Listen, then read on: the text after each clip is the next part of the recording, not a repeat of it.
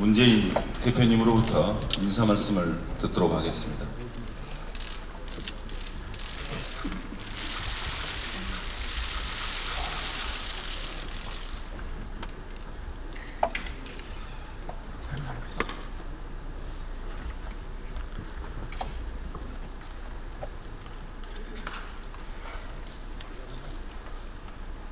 재보선 기간 동안 지역을 누비면서 고생하신 의원님들께 감사와 함께 선거 결과에 대해서 그리고 또 선거 이후에 혼란스러운 상황에 대해서 송구스럽다는 말씀을 다시 한번 드립니다.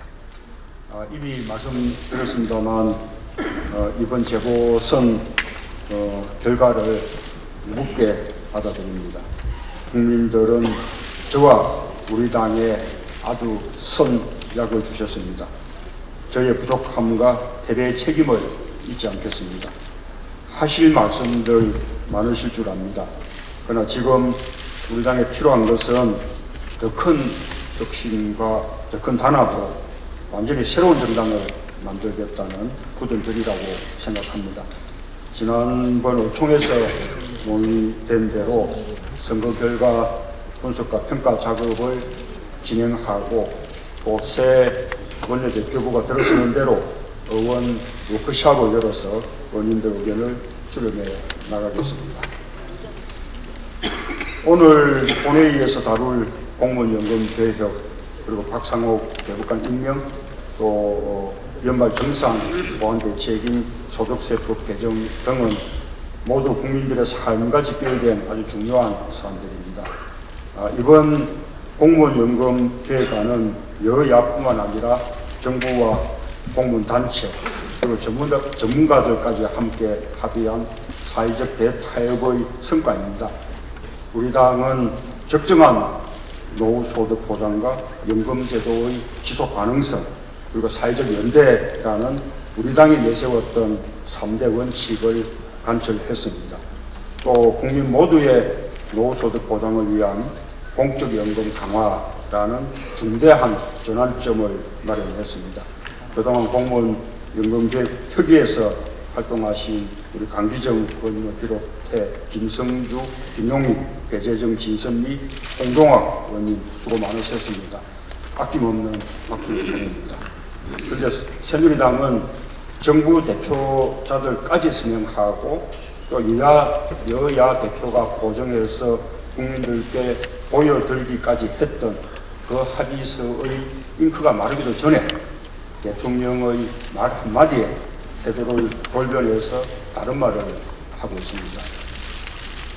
공무원 연금 개혁은 공적연금 강화 방안까지 포함해서 당초의 합의대로 처리돼야 한다라는 것을 강조해서 말씀드립니다. 박상옥 대법관 임명 반대는 여와 야, 또 진보와 보수를 떠나 대한민국의 민주적 가치와 질서에 관한 문제입니다. 그럼에도 불구하고 오늘 대법관의 임명 동의안을 국회의장 직권상정으로 본회의에서 의결하는 최초의 선례를 만들려고 하는 것 같습니다. 어떻게 대응해야 할지 의원님들 지혜를 모아주시기 바랍니다. 그리고 하나 더 오늘 오전에 세월호 특별법 시행령이 국무회의에서 의결이 되었습니다. 오늘 의결된 시행령은 당초 입법되고 했던 그 시행령의 내용에서 조금 수정은 됐습니다만 그러나 그 본질은 조금 더 변하지 않았다라는 것이 우리 당 세월호 특위와 또 당 지도부의 판단입니다. 세월호 특별법의 규정에 명백하게 위배될 뿐만 아니라 세월호 특위의 조사 활동을 지원하는 것이 아니라 오히려 무력화하고 가로막고 방해하는 그런 시행령이라고 저희는 판단하고 있습니다.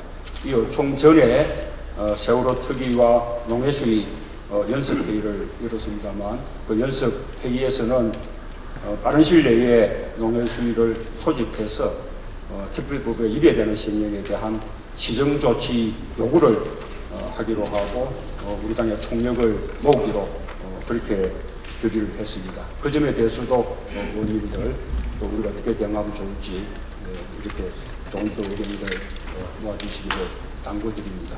고맙습니다. 네, 대표님 수고하셨습니다. 이어서 우용근 원내대표님으로부터 인사 말씀을 듣도록 하겠습니다.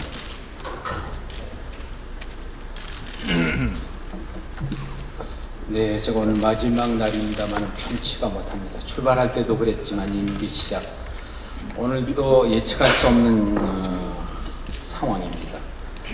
마지막 본회의를 앞두고 있지만 일단 본회의를 연기했습니다. 여러 가지 문제가 많기 때문에 4시 이후로 본회의를, 조금 전에 국회의장을 항의 방문하고 왔습니다마는 박상옥 대법관 후보자의 직권상정도 있고 또 공무원 연금 개혁 관련해서 여러 가지 문제가 아직 해결되지 않았기 때문에 일단 본회의를 열 수 없다. 그래서 2시 본회의 일단 조금 직전에 의장실에서 항의하던 중에 일단 4시로 연기해놨습니다. 운영이 또 마찬가지입니다. 오늘도 아마 긴 하루가 될 것 같습니다. 우선은 이 공무원 연금 개혁 관련해서는 많은 의원들이 다 참여해서 논의를 하면 좋겠지만 그러기에는 논점이 너무 많고 또 전문가들, 우리 특위의원들이 사실은 여러분이 다 신뢰하는 연금 개혁의 상당한 전문가들이었기 때문에 이분들이 몇 달 동안을 또 우리 당에서 추천한 우리 김영명 교수를 비롯한 전문가들, 또 공무원 공투본의 그 법 외의 노조까지 포함해서 참여할 수 있는 단위의 전문가들은 다 참여를 했고, 원내대표단, 정책위 의장단, 그래서 130명이 전부 참여하는 건 상당히 현재 어려웠고 그때마다 당 지도부하고도 논의를 했습니다만은 제가 생각하기에도 상당한 협상 내용은 우리가 요구하는 것에 우리 강기정 의장 말씀대로 하면 뭐 100%라고 합니다만 거의 가까운 합의 내용을 이루어냈다고 생각을 합니다. 물론 그럼에도 불구하고 우리 의원들 개개인들 생각에 일부 또 불만이 있을 수는 있습니다만은 그건 어쩔 수 없는 또 현실이다고 생각을 합니다. 그리고 여당도 합의를 했습니다. 당대표, 원내대표, 특위위원장, 간사가 그럼에도 불구하고 대통령 말 한마디에 그 내용을 대통령이 제대로 다 알고 하시는 건지, 정부는 사실은 실무기구에서 오늘 제가 말씀을 드렸지만 여당이 추천한 최고의 전문가가 실무기구에 사인했습니다. 가장 연금을 잘 알고 있다고 자신있게 추천한 여당 측 추천 인사가 실무기구에 사인했고, 또 안전처의 차장이면 실무 책임자급 아닙니까? 장관 밑에 차장이 사인했습니다. 또 안행부에 실장이 사인했습니다. 또 공투본의 3자가 다 법외 노조까지. 이거 전례가 없는 일이라고 저는 생각합니다. 국회에서도 예산정책처에 두 분이 또 사인한 이 실무기구입니다. 그냥 실무가 아닙니다. 책임질 수 있는 위치에 있는 분들이 다 사인했습니다. 오히려 우리 의원들보다 저보다 훨씬 더 많은 걸 알고 있는 전문가 그룹에서 다 사인한 겁니다. 그걸 알고 당대표, 원내대표, 주호영 위원장 사인했습니다. 청와대가 한마디로 국회를 들러리로 생각하지 않는다면, 또 여당을 수하에 있는 생각하지 않는다면 있을 수 없는 일이라고 저는 생각합니다.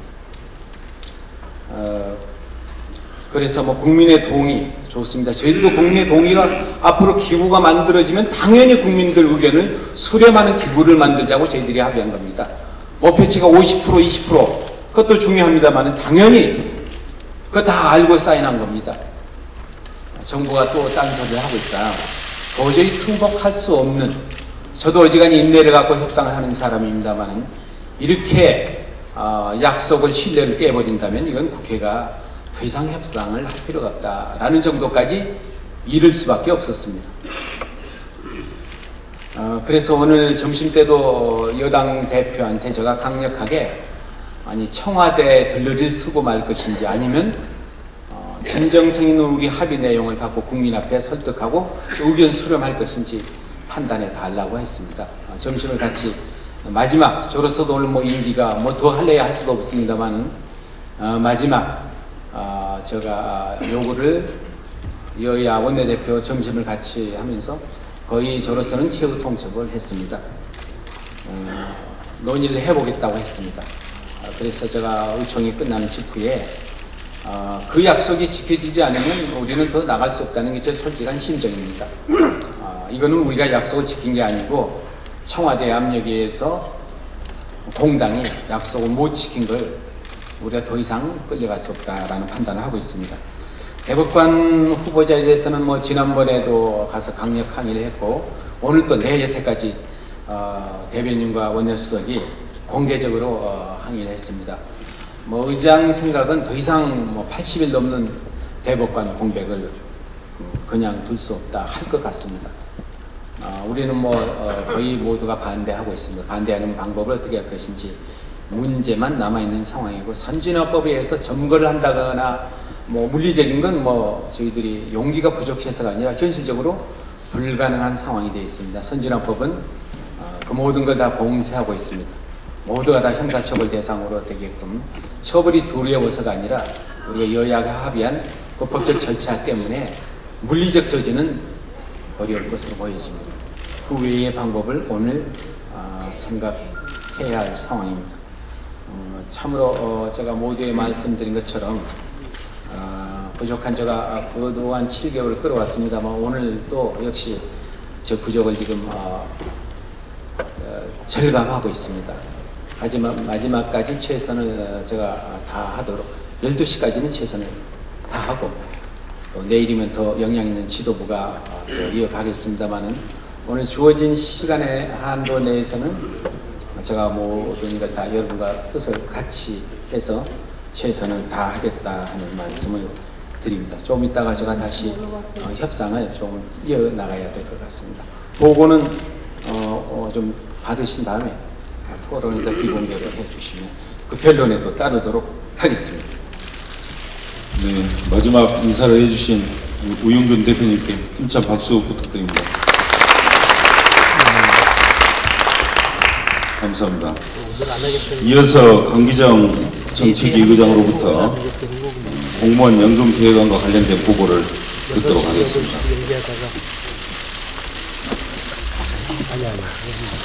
그동안 이제 지도부나 또는 보고를 쭉 드렸습니다만 우리 의원님들한테는 공식적으로 종합보고를 드릴 기회가 없어서 오늘 좀 차분하게 종합보고를 좀 드리겠습니다. 마침 본회의도 연기되어 있다 그러니까요. 우리 이번 연금법의 제목이 더 내고 적정한 연금법, 이것이 우리 당의 연금법의 제목이었습니다. 다시 한번 말씀드리면 정부는 덜 내고 덜 받는 연금법, 공무원 단체는 더 내고 현행처럼 받는 연금법, 더 내고 현행처럼 받는 연금법, 우리는 더 내고 적정한 연금법, 이거 있습니다. 추진 과정을 말씀을 드리면요. 우선 작년 10월 17일 날 정부가 하우 상바가 아니다 이렇게 발표한 뒤에 10월 27일 날 저희들이 TF를 구성하고 하우 상박으로는 안 된다. 하우 상박안이 아니다. 정부안이 하박 상박안이다. 이렇게 이제 규정하고 저희들이 쭉 준비해오는 과정에서 사회적 합의 기구를 통해서 모든 문제를 풀자. 이런 주장이 받아들여져서 작년 12월 29일 날 본회의에서 대타협기구와 특위가 투 트랙으로 구성이 됐습니다. 그 다음 장 보시면 그래서 3월 25일 날 우리 당의 자체 개혁 모형이 알파, 베타, 감마라고 수치를 공개하지 않고 발표가 됐습니다. 이 알파, 베타, 감마로 공개한 것은 결국 사회적 합의로 알파, 베타, 감마는 채워져야 할 문제다. 우리 당 안은 사실은 12월에서 1월에 준비해서 안이 있었습니다만 제 표현을 빌리면 까치와 콩씨처럼 사회적 합의 역할이 필요하다. 그래서 알파, 베타, 감마로 발표했는데 이거에 대해서 많은 찬반이 있었습니다. 어떻든 올 3월 25일 날 공개한 이후에 아무튼 수많은 그 우여곡절 끝에 5월 1일 날 실무기구 합의하고 5월 2일 날 양당 대표 서명을 통해서 최종 합의안을 마련했습니다. 이번 연금개혁의 성과를 4가지로 줄여봤습니다. 첫째는 사회적 합의 모델을 이뤄봤다. 노사정위원회는 국회가 없는 그냥 노사정이었고요. 과거의 연금개혁도 정부가 주도해서 전문가와 공무원 단체와 함께 만들었던 것에 비해서 처음으로 어찌 보면 정당과 국회가 사회적 합의 모델을 만들어서 결론적으로 성과를 창출해낸 성과가 있었다.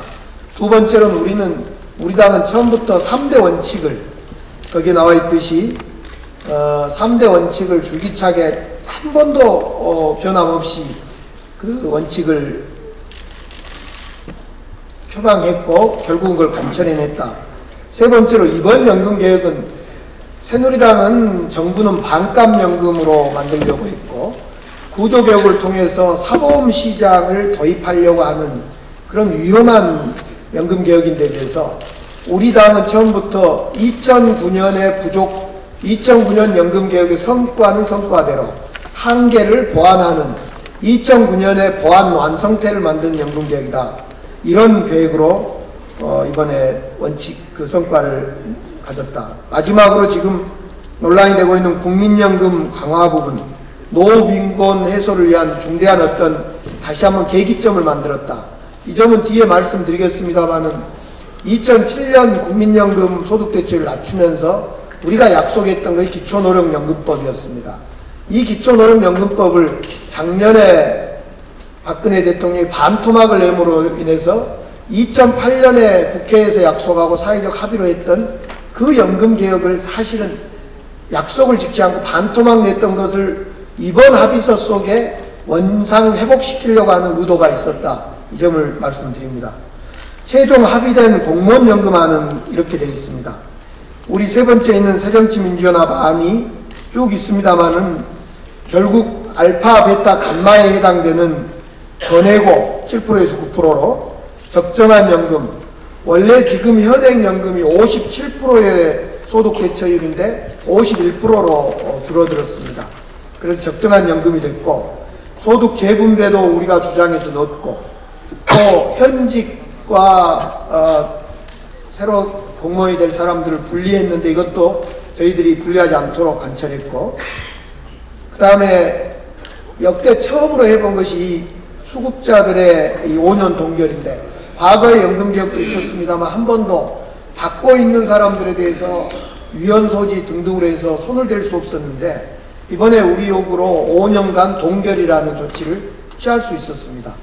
새누리당은 참고로 동결 조치가 아니라 새누리당이 들고 왔던 것은 안정화기금이라 해서 2 내지 4%를 돈을 걷는 문제인데 그랬으면 상당히 지금 받고 있는 퇴직자들 36만 명으로부터 저항이 있었을 겁니다. 그러나 우리는 동결 조치란 걸 통해서 2085년까지 약 40조가량을 절감시키는 이런 타협안을 제시해서 이것도 역시 그대로 됐고요. 그리고 그로 인해서 재정절감이 애초에 정부 새누리당 안이 308조의 재정절감이었는데 그보다 많은 25조 안은 335조의 재정절감이 있었다는 걸 보고드립니다. 재정절감 효과로만 따지면 거기 나와 있습니다만은 세금으로 매년 보충하는 것을 보전금이란데 그걸로 따지면 476조로 새누리당 안보다 36조가 많은 것으로 합의가 됐습니다. 보전금 말고 이제 정부가 7%씩 내주고 이런 그 총 재정 부담금으로 하면 333조 원이 절감됐다 이렇게 표현할 수 있을 것 같습니다. 그래서 애초에 새누리당 안보다 25조 원이 더 절감되는 합의안이 만들어져 있다. 그렇기 때문에 청와대나 정부도 재정 절감 정도로 보면 이 공무원연금법이 지금 매우 아프다. 공무원 당사자들은 매우 아프다 그럽니다. 사실은. 그런데 정부나 청와대에서는 하나만한 연금이다 이렇게 표현을 하고 일부 연금을 잘 안다는 못된 전문가들도 그게 무슨 연금개혁이냐 이런 그 언론 인터뷰를 하고 있는데 아주 못된 분들입니다. 그분들은. 이번 합의 내용이 많은 게 혼란이 있었습니다. 일요일 새벽 2시에 합의한 내용입니다. 이것이 소위 실무기구에서 합의한 내용입니다. 거기에 보시면 1번이 사회적 기구도 만들고 명목소득 대체율 50%로 한다 이렇게 됐습니다. 이 원안을 다시 설명을 드려보면요. 국민연금 명목소득 대체율 50%를 한다. 점 찍고 새누리당이 요구한 것은 보험료 인상을 통해서 50%를 한다는 걸 넣어주라고 요구를 한 겁니다. 그런데 제가 반대를 했습니다.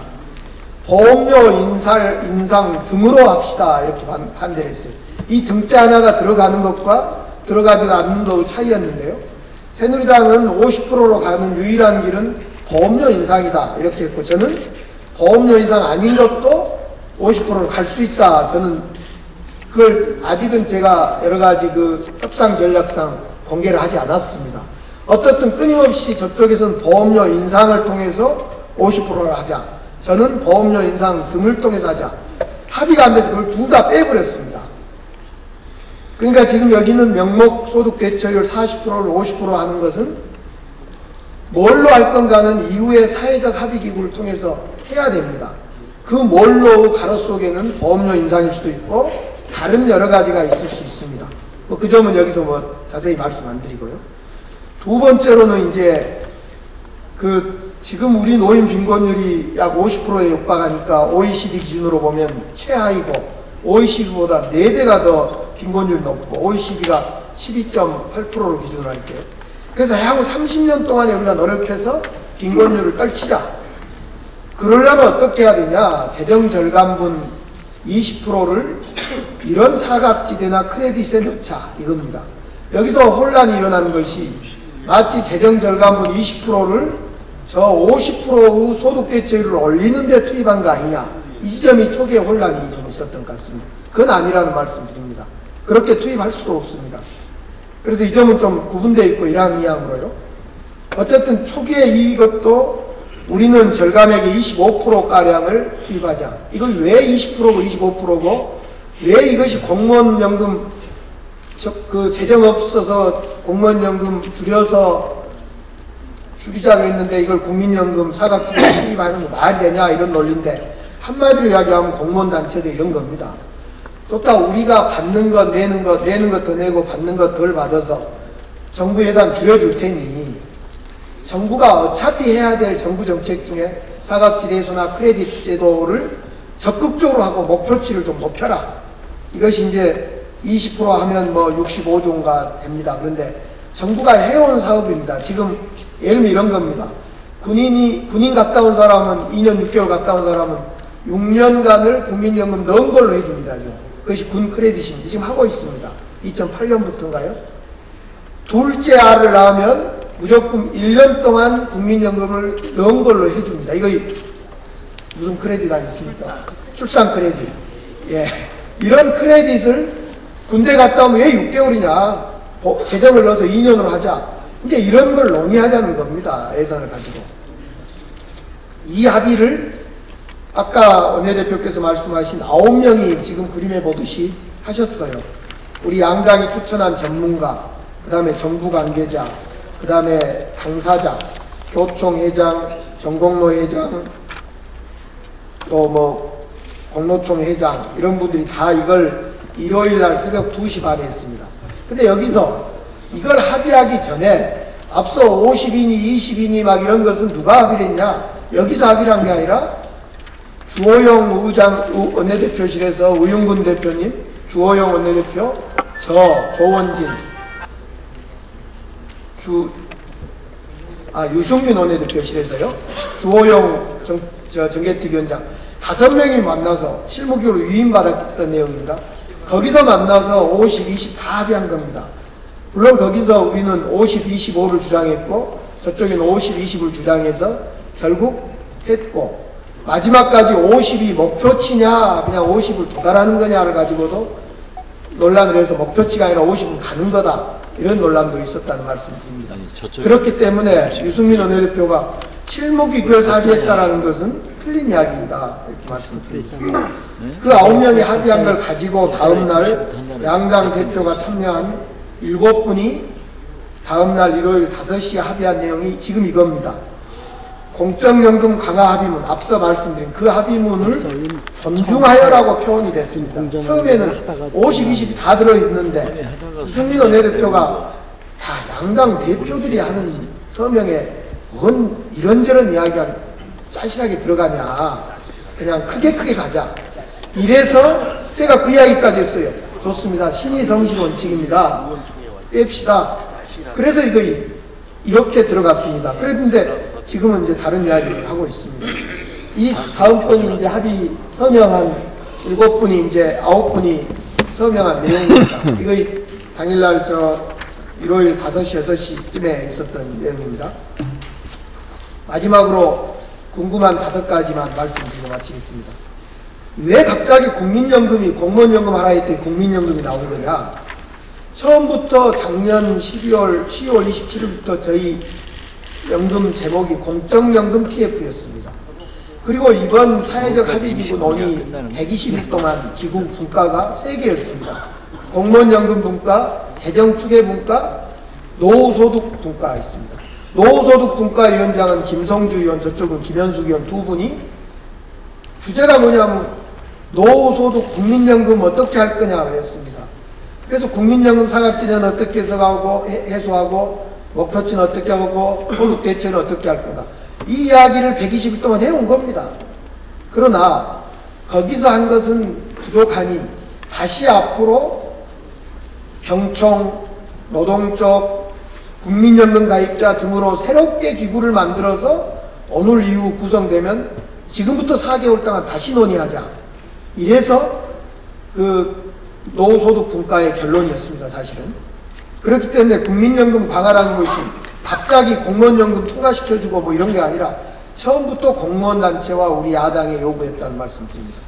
두 번째로 이 20% 50% 말씀은 아까도 말씀드렸습니다마는 그 사회적 기구를 오늘 국회에서 구성해서 논의해서 앞으로 4개월 동안 논의하자, 이렇게 된 겁니다. 세 번째로 아까 설명을 들었습니다마는 총 재정 절감분 20%는 50%의 소득 대체율을 올린 데 쓰는 게 아니라 아까 두 번째인 사각지대 해소에 쓰인다, 이 점을 다시 한번 말씀드리고, 그걸 구체로 어떻게 쓸 건가도 오늘 구성될 사회적 합의기구에서 한다. 네 번째로 왜 50%냐? 어떤 분은 제가 2007년에 그 국민연금 소득 대체율 60%를 40%로 낮춰준 데 대한 죄의식이 있어서 이번에 그걸 다시 원상복귀했다, 이렇게 언론에서 쓰기도 하던데요. 이렇게 된 겁니다. 2007년에 60% 국민연금 소득 대체율이 높다 그래가지고 낮추고 있습니다. 지금 언제까지 낮추냐면 현재 46.3까지 와 있습니다. 2028년까지 갑니다. 20년 동안 오고 있어요. 지금 연금은 그렇게 오래 길게 가고 있습니다. 지금 60이 40으로 와 있는 게 아니라 지금 46.5까지 와 있고 계속 내려가서 28년에 40까지 갑니다. 그때 40까지 가는 대신 기초노령연금은 5%로 시작해서 10%까지 가자, 이걸 법에 붙이게 담았습니다. 근데 이걸 이명박 정부 때 뒷짐 저불고 박근혜 정부 때 작년에 5%에서 잘라버린 거 아닙니까? 그리고 그것도 국민연금하고 기초연금하고 연계해서 향후에 국민연금 받는 만큼 기초노령연금, 기초연금을 빼겠다. 그러니까 사실상 5% 미만으로 떨어져 버린 거예요. 그래서 이번 기회에 그러면 우리 고민은 뭐였냐? 기초연금 5%를 그럼 약속대로 10%로 올리자는 의견과, 아니다, 그건 또 그것인데 국민연금 애초에 떨어진 60에서 40으로 떨어질 때 목표가 50이었는데 50으로 가자. 그래서 50이었고 이제 여러 가지 그 OECD 기준 평균치도 고려했습니다만 그렇게 해서 논의돼서 50이 제시됐다는 말씀 드립니다. 마지막으로 지금 보험료율을 얼마로 올려야지 50으로 가냐 논란인데, 이걸 저희들이 일요일날 전문가들 모시고 브리핑을 싸게 했는데 월요일 신문 방송에 온통 얼마를 올려야 된다더라, 지금 보험료의 2배를 올려야 된다더라, 이렇게 막 아니다 그래도 막 가는 겁니다. 이겁니다. 지금 40%가 9%를 내는데 현재 국민연금은 60년 되면 기금이 없어집니다. 지금 쌓인 수천조가 다 없어지게 됩니다. 그 기준으로 보면 50%를 했을 때는 1.01%만 올리면 소득 대체율은 50으로 갈 수 있다. 1%만 올리면. 전제가 뭐냐면 60년도에 기금이 없어진 겁니다. 이것은 그러니까 기금을 그러면 없어진 것을 계속 고갈시키지 않고 가는 문제는 40이든 그걸 50으로 올리든 이건 또 다른 별도의 문제인 겁니다. 이건 복지부 자료입니다. 참고히 지금 이 자료는. 언론에서 방송이나 문영표 장관이 지금의 2배를 올린다. 이것이 뭐냐면 저 제일 오른쪽에 있는 60년 되면 기금이 없어진다고 할 때 그러면 그때 보험료율을 줘야 되는데 아니 연금을 줘야 되는데 그때 줄 때는 어떻게 줄 거냐? 걷어서 줘야 된다는 겁니다. 지금 건강보험처럼 부가 방식으로. 만약 그때 기금 쌓여있는 게 하나도 없을 때 그러면 줘야 되는데 얼마를 거둘 거냐? 그럴 때 21%, 50% 갈 때는 25%. 이거 지금의 2배라는 이야기가 여기서 나옵니다. 그러니까 지금 전제가 기금이 없어져 버리면 어떻게 할 거냐 문제는 전혀 별도의 논의를 해야 될 문제고 앞으로 그것 때문에 2007년에 연금을 이렇게 개혁을 했던 거고요. 그 다음에 그 사이에 2100년 60년에 없어질 연금을 100년까지 40년을 더 연장시키기 위해서는 현재 40% 소득 대체율일 때는 14%를 거둬야 되고 근데 우리 주장대로 50%를 하면 16.69%를 거둬야 한다 이러는 겁니다. 이걸 막 문영표 장관이 막 이상하게 하고 일부 언론에서 막 이걸 왜곡 보도하면서 국민들이 볼 때는 무슨 소득 대체율 50% 올라가는데 내 보험료를 2배로 올려야 되고 여기서 혼선이 있었던 겁니다. 다시 말씀드리는데 이렇게 된 겁니다. 그래서 그것마저도 우리는 협상 과정에 보험료율을 올릴 건가 말 건가는 오늘 국회에서 첫 번째 사회적 합의기구가 구성됩니다. 20명으로 공무원, 국회, 전문가, 사회적 기구, 경총 막 이런 데 있지 않습니까? 그 기구가 첫 번째로 안건으로 의결되고 두 번째로 국회 특위가 구성되고 이 두 기구에서 4개월 동안 5개월 동안 9월쯤까지 신나게 토론하면 보험료를 올려야 될지 내려야 될지 다른 방법이 있는지를 찾자고 하는 거였습니다. 그런데 이것이 이제 공무원연금 개혁이 일요일날 제 생각으로는 잘 된 것 같았는데 그것을 어떤 의도인지 모르지만은 국민연금 이 문제를 물타기 하면서 그냥 온통 그 국민들을 아주 현혹시키고 혼란시켰던 것이라고 봅니다. 여기까지 보고 있습니다. 윤기정 의장님 상세한 설명 감사합니다. 이제 박상욱 대법관 관련해서요. 몇 차례 보고를 했습니다만은 오늘 직권 상정에서 처리한다고 하니까 종합적으로 말씀을 드리겠습니다. 일단 박상욱 후보자는 박종철 공치자 사건의 수사 검사입니다. 담당 검사입니다. 아시다시피 박종철 군 공치자 사건은 이 땅에 민주주의를 있게 한 와산이고 당시 경찰의 조직 은폐가 있었고 이부영 전 의원과 천주교 정의구현 사재단의 폭로로 인해서 진실이 밝혀졌지만 검찰 역시 그 책임에서 전혀 자유스럽지 않습니다. 국가기관인 진실과 화일남 과거사위원회는 2009년에 검찰은 헌법의 독립성을 보장받고 있었음에도 권력층의 압력에 굴복하여 진실 왜곡을 바로잡지 못한 점에 대해서 사과할 필요가 있다고 결정해서 검찰의 책임을 명백히 하고 있습니다. 이 수사팀의 3명 중에 1명이 박상욱 후보자입니다. 그래서 우리 야당 의원들은 후보자가 박종철 공지의 사건의 수사검사라는 이유만으로도 적절하지 않다라고 하면서 지명 철회와 자진 사퇴를 촉구했습니다. 이에 대해서 후보자와 대법원장은 전혀 응답하지 않고 아무런 대응을 하지 않았습니다. 야당은 새정치민주연합 포함해서 이런 반대 여론에 불구하고 청문회를 개최하기로 결정을 했는데 그것은 대법관으로서의 후보자의 자질과 능력을 철저히 검증함과 동시에 당시에 검찰이 제대로 수사했는지 후보자는 어떤 역할을 했는지 나아가서 그 과정에서 후보자의 진솔한 자기 반성과 국민의 이해를 구하는 과정이 필요하다고 생각했기 때문이었습니다. 어렵게 개최된 청문회이고 또 30여 년 전의 사건이기 때문에 여러 가지로 어려웠는데 더욱 어려운 것은 가장 핵심이라 할 수사 기록을 정부가 전혀 제출하지 않고 협조하지 않았습니다. 그래서 많은 증인을 신청했고 결과적으로 그날의 청문회는 시간적으로 촉박했습니다.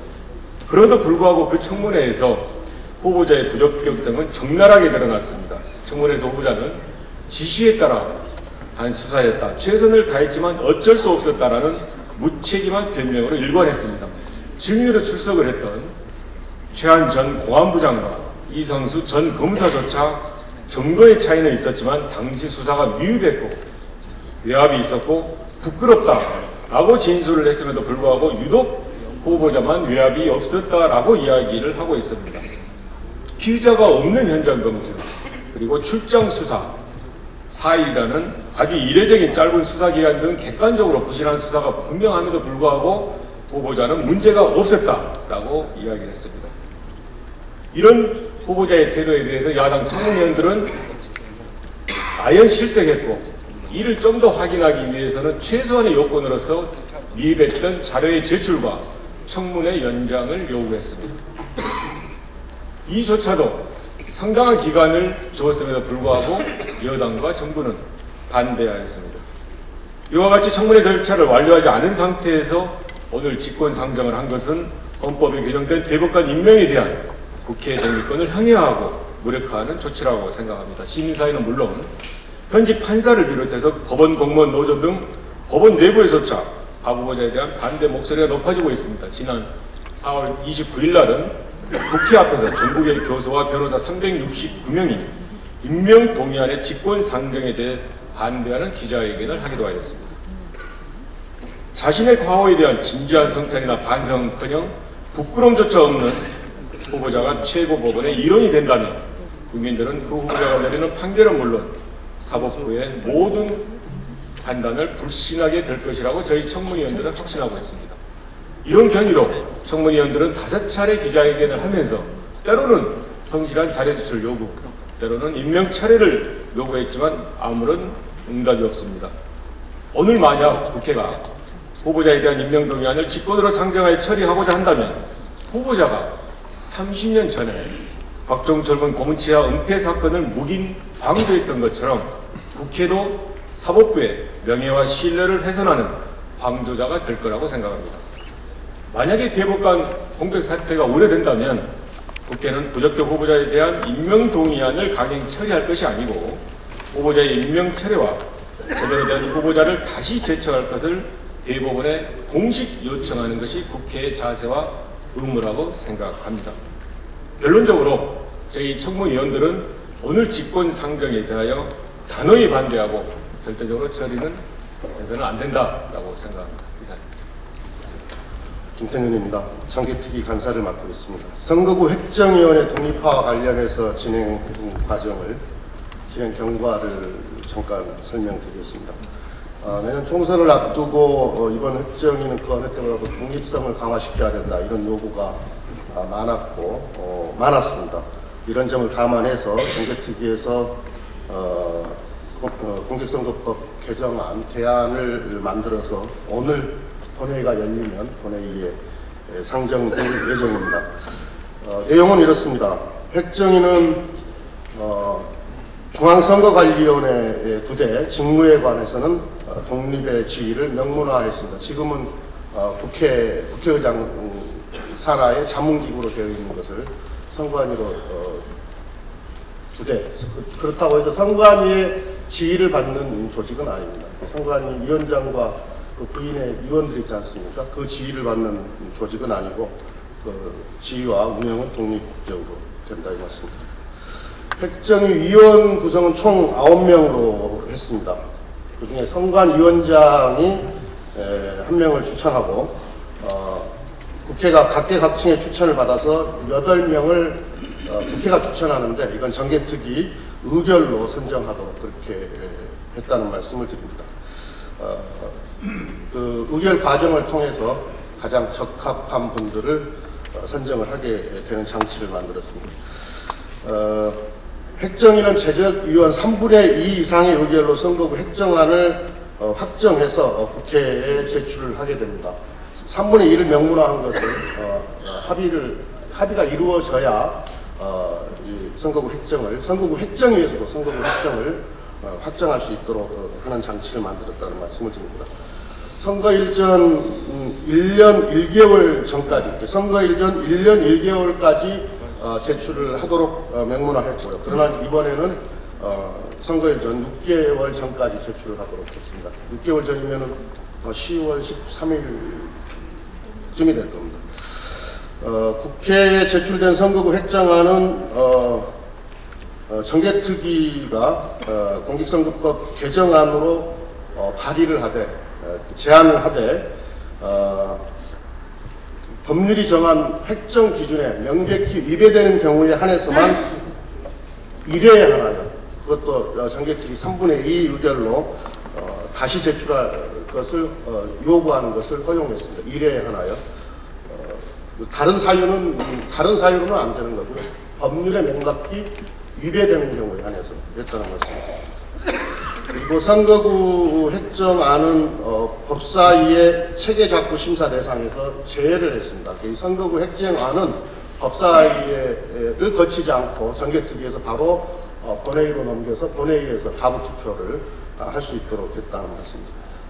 그리고 우리가 본회의에서 국회법에 보면은 수정동의안이 올라오면 그 수정동의안은 우선 표결 처리하도록 그렇게 되어 있지 않습니까? 이 선거구 획정안은 이 수정동의안을 먼저 처리하는 게 아니고 본회의에 부의된 선거구 획정안 원안을 우선적으로 처리할 수 있도록 그렇게 만들었습니다. 그래서 지금까지 언론이나 또는 의원님들 또 국민들께서 선거구 획정 과정에서 이해 당사자들의 개입이 상시적으로 이루어지고 그것을 통해서 게리먼더링 되는 거 아니냐 이런 우려들을 거의 말끔하게 다 해소하는 획정안을 만들었다는 보고를 드립니다. 그리고 오늘 본회의에 제출되는 그 선거법에는 포함이 안 됐습니다만 오늘 법안 소위에서 통과된 내용 중에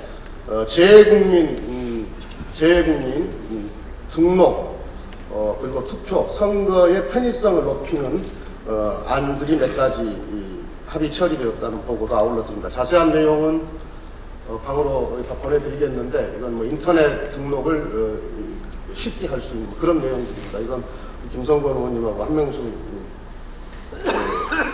총리께서 가장 관심 많으셨던 그런 내용들이 다 포함됐다 이런 말씀입니다. 그리고 지금까지 이제 획정이 독립화와 관련한 진행 상황을 말씀을 드렸고요. 5월 달에도 선거 제도를 어떻게 개혁할 것이냐, 그리고 선거구 획정 기준 중에 모호한 부분을 어떻게 구체화할 것이냐, 그리고 지금 포지티브 방식으로 되어 있는 선거 운동 규제와 관련해서 네거티브형으로 바꾸는 작업 등을 진행할 예정입니다. 정개특위 활동과 관련해서 의견 있으시면 항상 말씀해 주십니다. 감사합니다.